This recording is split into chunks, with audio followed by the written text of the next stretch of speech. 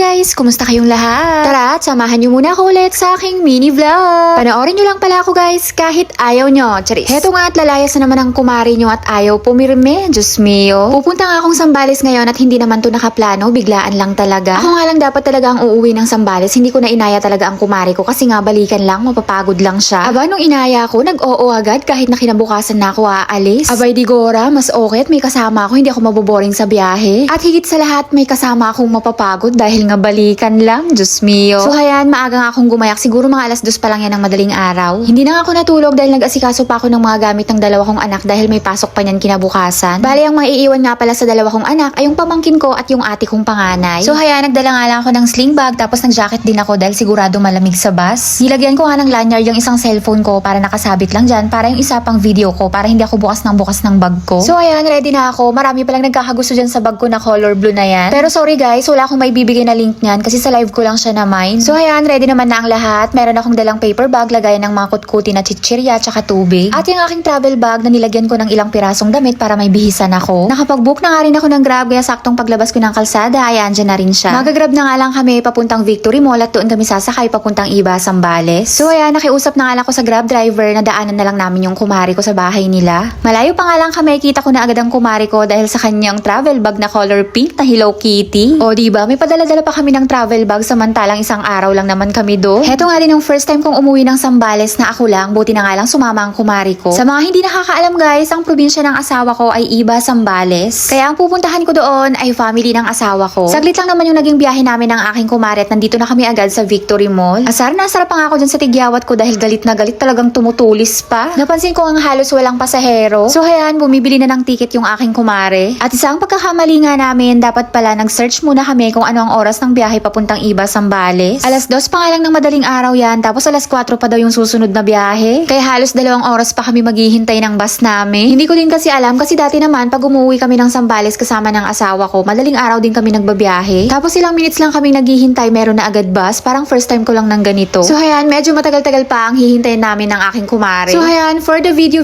muna ang first one. Kung napansin nyo guys, so iilang piraso lang yung mga nakaupo. Syempre habang pinapanood nyo ako dyan na nagvi-video, sasabihin ko na nga din sa inyo kung bakit ako uuwi ng Sambales. May importanteng inuutos nga ang ating bossing kaya kailangan nating puntahan kahit balikan pa yarn. Kailangan nating sumunod, baka palitan tayo ng 5. Charis. Hindi naman umabot ng saktong alas 4 bago dumating yung bus. Medyo maaga-aga naman.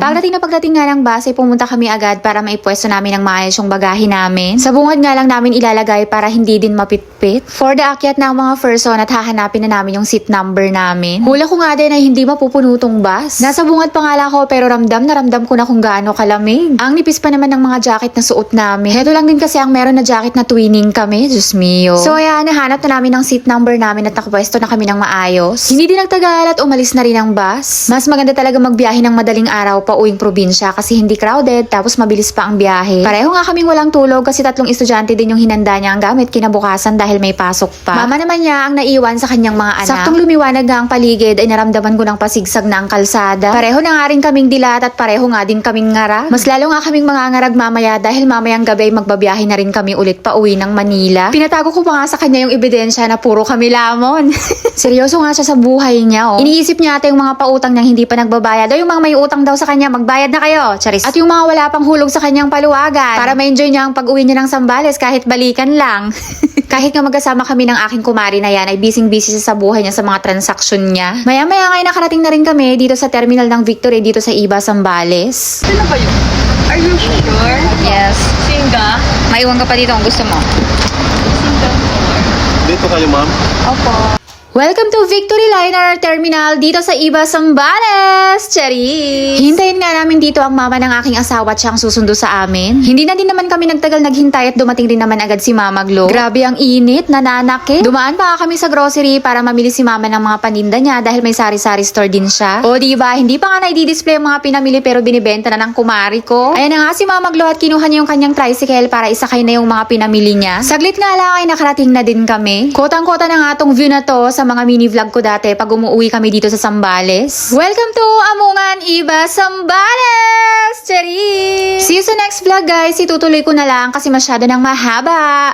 Isa ka din ba sa naghahanap ng authorized distributor ng I Am Amazing Pure Organic Barley? Or naghahanap ka ng mabibilhan online kaso nga lang nag-aalangan ka kasi baka makabili ka ng fake? Good news guys, dahil isa akong authorized distributor ng I Am. Pwede nyo pong hingiin ang picture ng aking ID through Messenger para ma-scan ninyo at makasiguradong legit. Sa mga hindi po nakakaalam, sila po ang Board of Directors, founder at owner ng I Am Worldwide. Nationwide at international po ang ating shipment. Ako po mismo ang magpapack at magpapaship para makarating sa inyo ang authentic na Amazing Pure Organic Barley. Para po sa gustong mag-avail at magpa-member, i-direct message nyo lang po ako sa aking personal account. Available din po si I Am Amazing Pure Organic Barley at iba pang product ni I Am Worldwide sa aking TikTok shop at sa aking shop sa Shopee. Ilalagay ko po ang mga links sa comment section maging ang aking personal account.